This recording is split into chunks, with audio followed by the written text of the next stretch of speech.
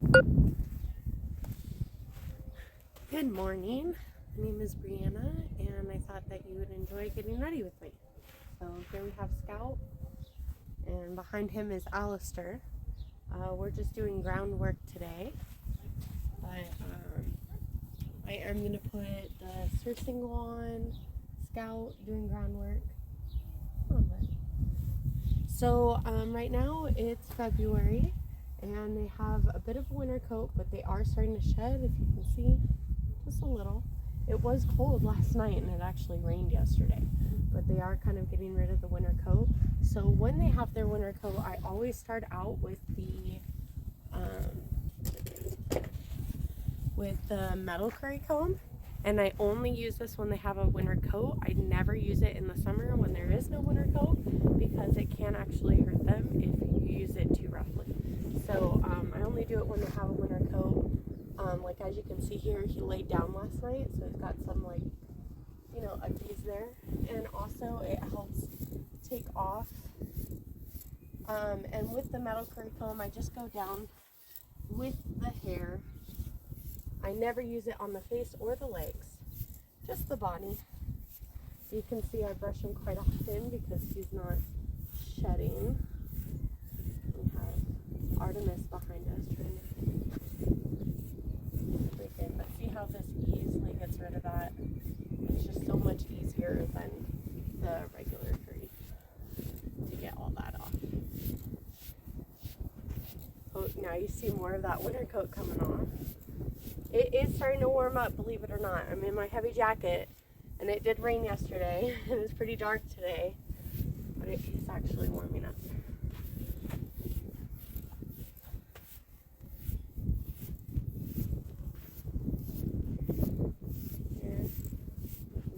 Off a lot.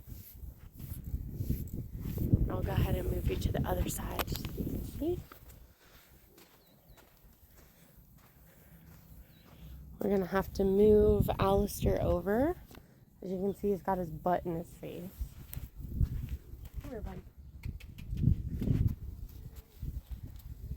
So if you have more than one horse, or you're tying your horse next to another horse, you want to make sure that they get along. These two are buddies. They're brothers. Brothers because they're both mine, not because they're related. But they get along really well. And as you saw, like, Scout was totally okay, even though he had his butt in his face. But normally that wouldn't be what you want. So if you are able to tie your horses further apart, as you can see, I'm on my trailer because I do not have a tie down here. So I always tie up my trailer, and also because my trailer is where I have all of my stuff. So it works out because my trailer works as a tack room and as a tie down, as you can see, but horses are tied pretty close at a trailer. So you want to make sure that your horses are friendly and they know each other and they're nice to each other before you tie up at a trailer. So you can see he has crusties on his face here. And I don't ever use this on the face, but you can use it on the jaw because the jaw is very strong. So, but here there's a lot of nerves and stuff here, so I wouldn't use it up there. We'll take the regular curry comb for that, but I will do it on the jaw because I got a nice bone. You can see how easily all that crusty stuff comes off there.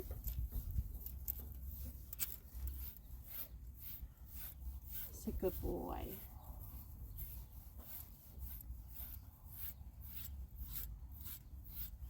And so you can definitely see this is the side he laid down on last night. You can also see how dirty Alistair is. He decided to stand in the rain last night and then roll. He rolled on his other side.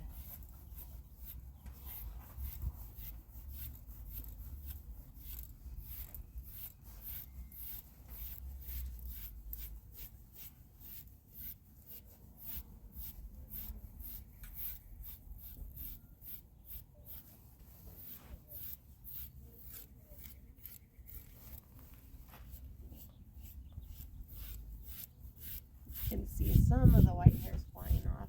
You want to be very careful near the spine too, because there's a lot of sensitive nerves there. So you don't want to go directly on the spine. You want to be like next to the spine, moving away.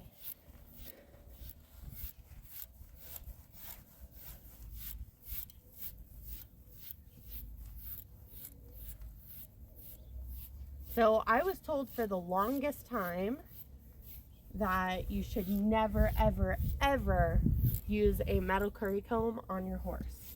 So if you're, if you're one of those people, thank you. I'm not going to do your butt right now. If you're one of those people who never ever use a metal curry comb on the horse, that is totally okay and probably the safest thing to do. Because then you know you're never going to hurt your horse.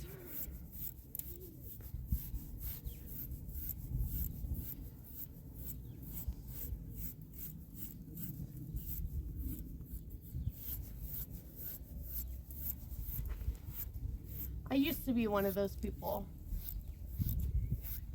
as well.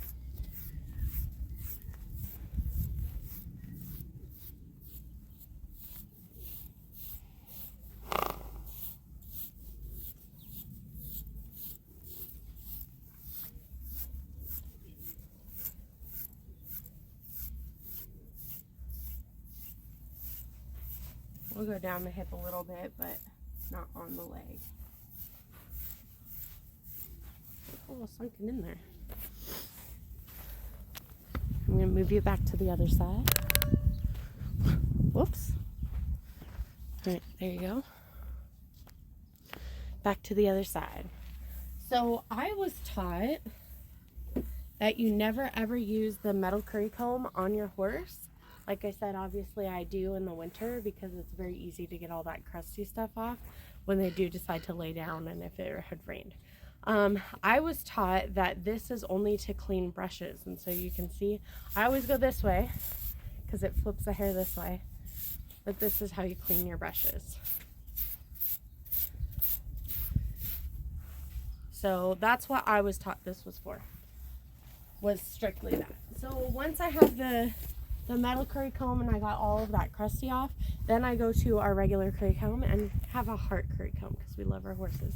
So we have a heart curry comb. This is to bring all the dirt that's on his skin up to the surface so then we can brush it off with the bristle brush.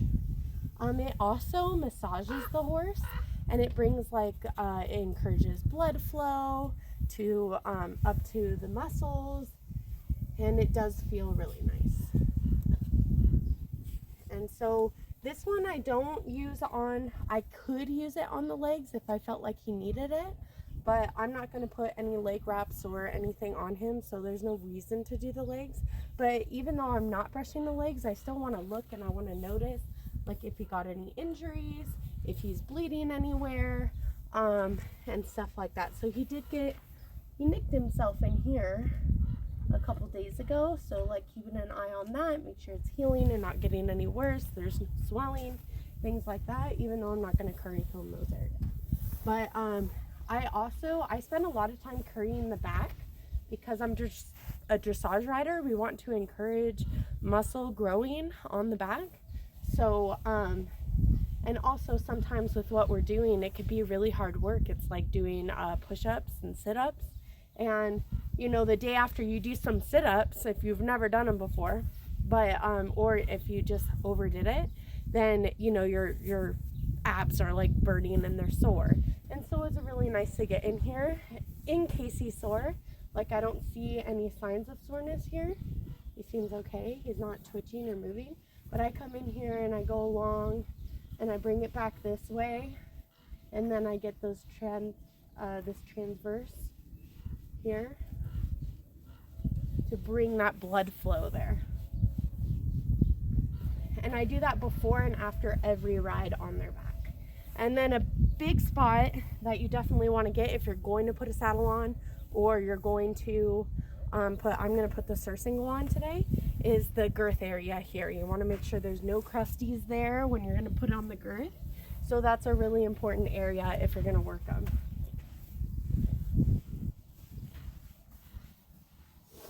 So grooming is a nice chance to check over your horse, like I said, for any injuries that might have occurred. It's also like a little massage. So that's nice too. Okay, we're back to the other side. Here we go. We don't have Alistair butt in our face.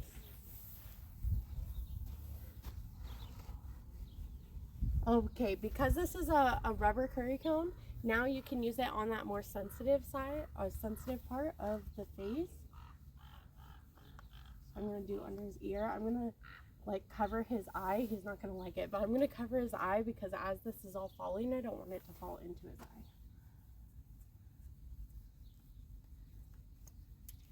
There you go.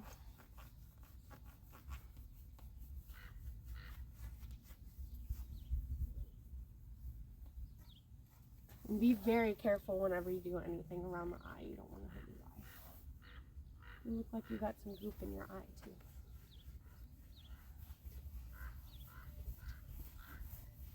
So along with the back, this muscle here is really important too because this is a part of their top line. So massaging right here by the crest, really pushing in, getting that blood flow through those muscles there is a good thing too. So we're checking him over for any injuries because we definitely don't want to ride or work him if he's injured or bleeding. It's also a nice massage for our horse. And so a lot of people think, oh, grooming is just for cleaning, but it's more than just cleaning. But cleaning is a part of it too because we're going to put the saddle, well today I'm not, but we're going to put the surcingle here. So we do want this area to be clean, and like I said, we're going to check down here, make sure there's no crusty stuff there, because that would not feel good with the girth.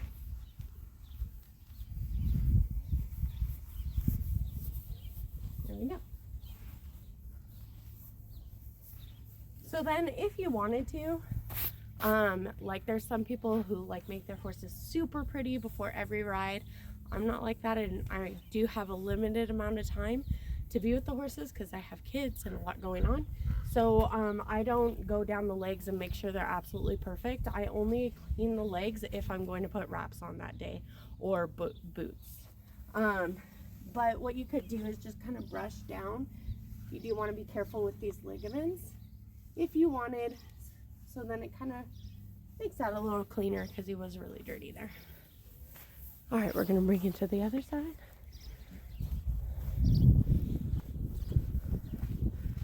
And now I'm actually getting hot in this jacket. It's starting to warm up. So now I'm hot. I'm going to put you, it's like the ground is uneven over here. So you guys are kind of falling back. You guys are falling back a bit. Oh well. Okay. So next is the hard bristle brush. So the hard bristle brush, it brushes off everything that you brought up to the surface. You probably could tell on the other side you had more dirt and it came up to the surface. Hard bristle brush brushes that away. Then after that you could use the finisher brush, the soft bristle brush, in the same manner that the hard bristle brush, but a little bit softer and like more with the hair.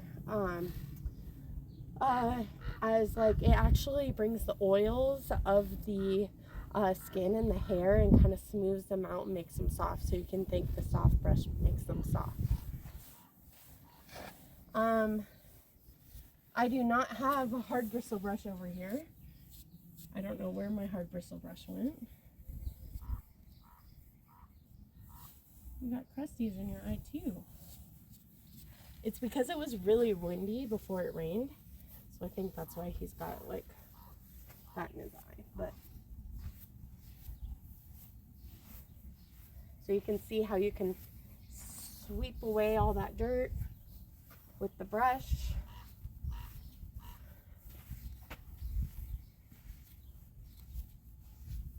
Okay, we're gonna go to the other side. I'm gonna leave you guys on this side.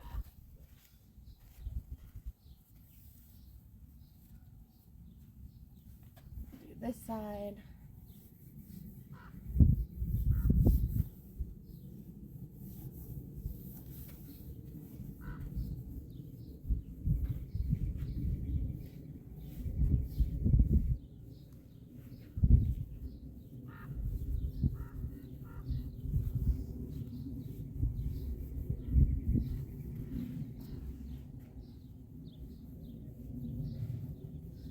I can definitely see all that hair coming up off of him. See that he's shedding. Okay. I'm gonna shed a layer because I'm hot and this is too heavy. Now I'm sweating, so then when I pull it off I'm gonna be cold because all the sweat will evaporate. It's just, horseback riding in the winter is so difficult because you come out at first and you're so hot. I mean, you're so cold. It's so cold outside, so you put on a heavy jacket because you're so cold. But then as you're working with the horse, you know, you're moving around, you're sweat, you know, your body temperature is rising because you're moving around. And then you're like, oh, I got to take off the big jacket because you're sweating in it. But then you're even colder because you were just sweating and you took it off, and then like your sweat is evaporating in the cold air because it is still kind of cold outside. Oh my gosh, it's just, it's horrible. It's hard to figure out like that perfect medium between like a thick jacket to keep you warm when you first walk out, but then a cool enough jacket that once you start working you don't have to take it off. So anyway, he's pretty clean now. I'm not going to pick out his feet today. There are, most people, I recommend that you pick out your horse's feet every day. I think that that's the recommendation. That's the safest thing to do. But there are a lot of people in other states that I don't think it's as common. Like he's from Oklahoma, and they never picked out the horse's feet, ever. The only time the horse's feet got picked out is when the shoer came out, which wasn't even every, like, we have the shoer come out every 10 weeks. And that is kind of long. I think 6 to 8 weeks is better, but I kind of push it out to 10 weeks. But anyway, their shoer kind of comes out like once a year or every other year. And that's the only time they get their feet done. So there's, you know, there's what's recommended and what the safest, best thing to do is, and then there's what everybody else does. And so you have to do what's right for your horse. Now in my arena, I have a lot of rocks.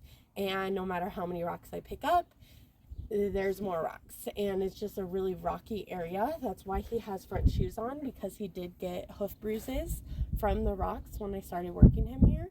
And so because of that, I don't pick out the feet unless I see like him, there might be a rock in there, because there's no rocks in his stall. And so it's just like packed dirt, sand, and manure. And so I never pick out the feet before I ride.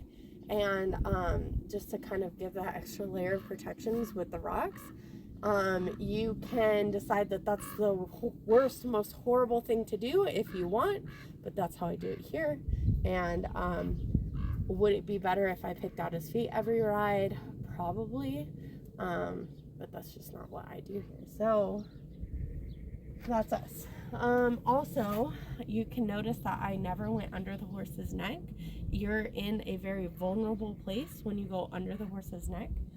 Because if he were to get spooked at something behind him, he would leap forward right onto you, and there's nowhere to go except for like into the trailer. So you never want to walk under the horse's neck while they're tied. Like my son, he's only 6, but he was like, why is that, Mom? Like, what's wrong with it? The horse stands still. Well, yeah, the majority of the time your horse is going to stand still if you have a nice horse. But, you know, it only takes one. They are horses. They are unpredictable. They do get scared. And you want to be prepared for that what if moment. And I had a horse that was a therapeutic horse that did therapeutic lessons for kids, was very gentle, very good girl. They could crawl underneath her. Of course, we never let them do that, but she was so safe. But I was in the wrong position. I was in front of the horse. She had like an injury on her front leg, and instead of being off to the side, I was in front of her. And she didn't even spook. What happened was a fly was bothering her, and she just lifted her leg to kind of shoo that fly, and right in my eye. And I got my first black eye from being right directly in front of the horse. The horse didn't even spook. It was like the best case scenario here, because had she leapt forward, she would have stepped on my feet or knocked me over, stepped on me. Who knows? It was just swatting a fly, but I happened to be in front of her instead of on the side. I got a black eye. So definitely that is something that is a no-go for me. I never ever walk under the horse's neck. And so that is a safety thing. Do people do it? Yes. I've seen people do it all the time. Even at professional riding centers, I still see them walking under the horse's neck. That's something I won't do, probably because I did get hurt in that situation, and it is not the safest thing to do. When you walk behind the horse, you want to make sure that you let the horse know that you're walking behind them, because this is a blind spot. Standing directly behind them is a blind spot. They cannot see directly behind them unless they're turning their head. But if their head is straight, they can see all around here, and then there's a blind spot right behind. And so you always want to let them know that you're walking behind them. So if you notice, when I did walk behind him, I walked close enough and I kind of pet him while I was walking behind, or I walked far enough away that if he were to kick out a fly or something, that he wouldn't accidentally get me instead. And that is something that I always do too. Another good thing when you're around the horse is just be aware of where your feet are relative to where the horse's feet are. And you can't prevent every accident because like I said, horses are unpredictable. Even swatting a fly, I got a black eye. So, they're unpredictable and they're big animals, and they can have big sudden movements. So if I'm standing here, I can't even tell you how many times that I'm standing next to the horse here and the horse was like, ah, and they put their leg out and boom, right on my foot. And because they got scared like this, instead of just like jumping or lurching forward, they came out with their feet and got my foot. That has happened more than once. So you always want to be aware of where their feet are to where your feet are. But even in the best circumstances, when you're the most aware that you're not standing right in front, like see how my foot is in front of them now? Probably not, I don't know. But my foot's in front of them. This wouldn't be a good place for my foot to be. So I want my feet to kind of be away. But even then, like I said, they could spook. Something could happen and you could still get stepped on. So that's why you want to wear protective footwear, which are boots with heavy leather. And we also like to have a heel on our boot, because when you're riding, you want that heel on your boot so your foot doesn't fall into the stirrup, because that kind of just gives you a protection there that your foot doesn't fall through the stirrup there. So yes, that's another thing I used to wear like when I was a kid. And I still see a lot of even professional riding centers. They will wear sneakers out with their horses, and they'll wear flip-flops. I've seen people wear flip-flops around their horses. Look, there's what's safe, and then there's what some people do. I never wear flip-flops out with the horses anymore. I used to when I was a kid, but now that I'm an adult, I don't. But there are times that I do wear sneakers, but never flats. I never wear flats around the horses, just because, like I said, I have had those instances where my feet were in a safe spot, but because the horse got spooked and moved so suddenly, I still got stepped on. And even with a boot, so even if you're being the safest you can possibly be with a boot with heavy leather that protects your foot, you can still get really, really hurt. I got stepped on. The horse spooked and moved towards me, and I got stepped on one time. I've got stepped on a lot, so that's just like an occupational hazard when you're around horses. It's going to happen. It's not if, it's when. But anyway, so I got stepped on one time, and I got a black toe, and I think I lost, if I remember correctly, I lost like part of my nail, because like the bruise was so bad it separated the nail from my toe, and so I lost the nail because and I was in a safe spot. I wasn't too close to him, but when he moved suddenly and just hit me right there. So those are some tips to stay safe around the horse. Again, there's what's absolutely safe, and then there's what people do, and you want to do what's right for you. and what's right for your horse, and kind of be aware of what the safest thing is to do and try to do that most of the time. I'm just an average person out here. Like I don't even have a tie down for my horses. I use the trailer. So like I'm just an average Joe Blow out here with my horses. And I still want to be safe, and you should too. So know the safety around the horse. Even if you don't do it all the time, maybe you do wear flip-flops around your horse because you trust your horse and you're not scared about losing a toe, because people have lost toes. Like I said, I lost my nail that one time, but it did grow back, thank goodness, because sometimes they don't. But be aware.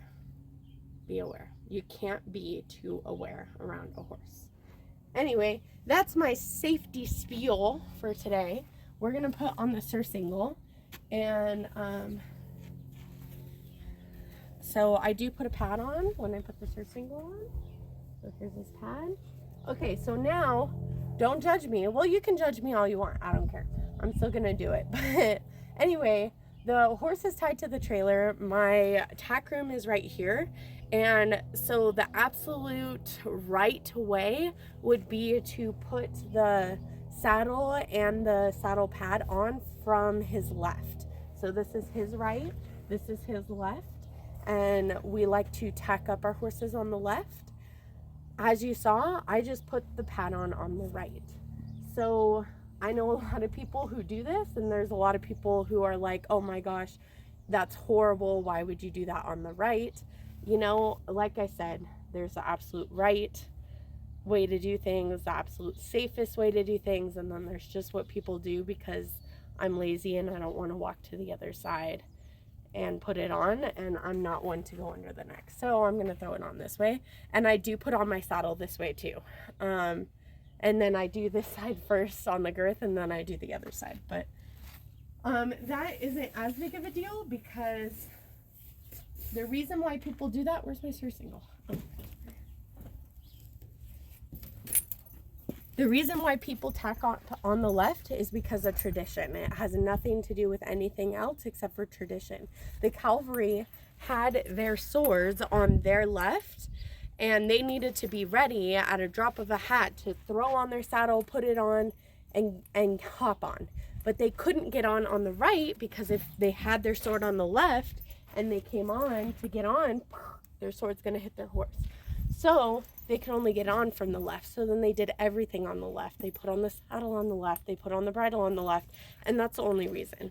I guess not the only reason, because the other thing to think about is that horses, just like humans, are right-handed and left-handed.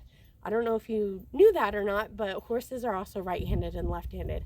Most horses are kind of slightly bent. Let me think.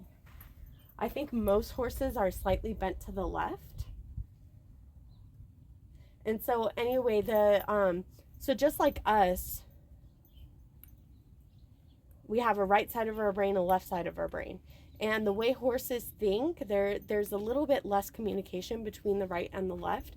So if you do something on the right always, then the horse, it doesn't necessarily mean you can go on the left and do the same thing. So you have to train the right side and you have to train the left side almost separately. And because horses tend to be kind of left-handed, I think, don't quote me on that, but I'm thinking that way, they tend to be more comfortable through their left eye. And you can see this more with Mustangs, because they're wild. Nobody touched them, nobody worked with them, where like domestic horses, we've worked on both sides since they were born, but Mustangs haven't.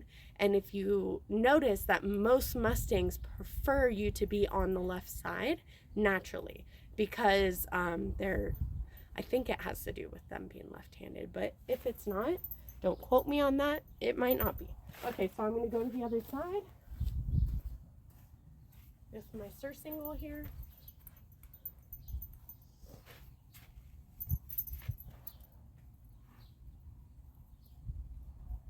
So if you have a girth that does not have the elastic on both sides. You want to make sure your elastic is on the left side. Again, this has a lot to do with tradition, but also like you always want to finish girthing up on the left. Oh, is that too tight? I'll loosen it. I usually do really, really loose, and I don't tighten it until we're like in the arena. But so you can see how loose this is. It's like barely on there. You can fit a whole fist in there. Because he used to be girthy.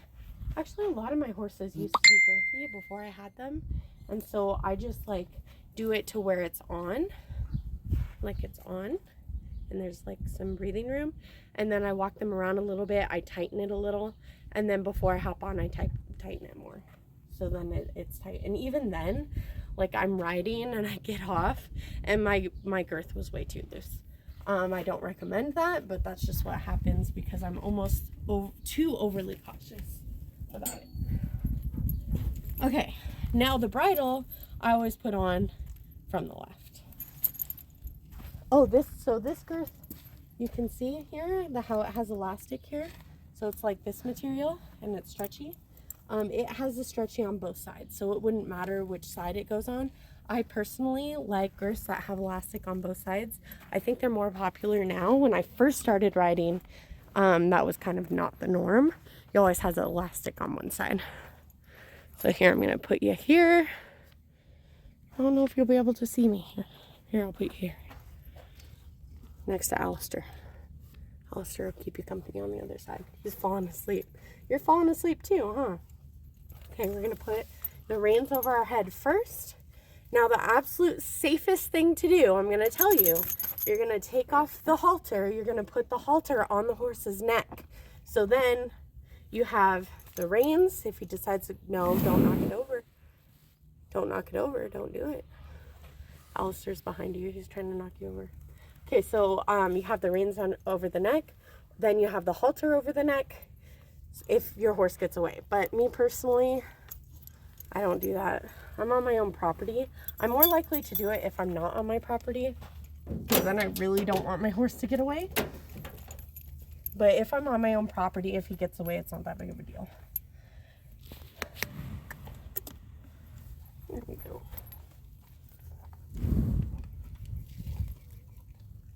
Make sure I know it doesn't look like he has a forelock. Look, he's got like 3 hairs for his forelock.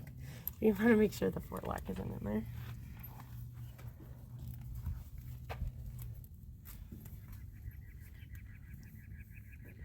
All right, we're ready to do our groundwork. Hey, Alistair just turned you guys away.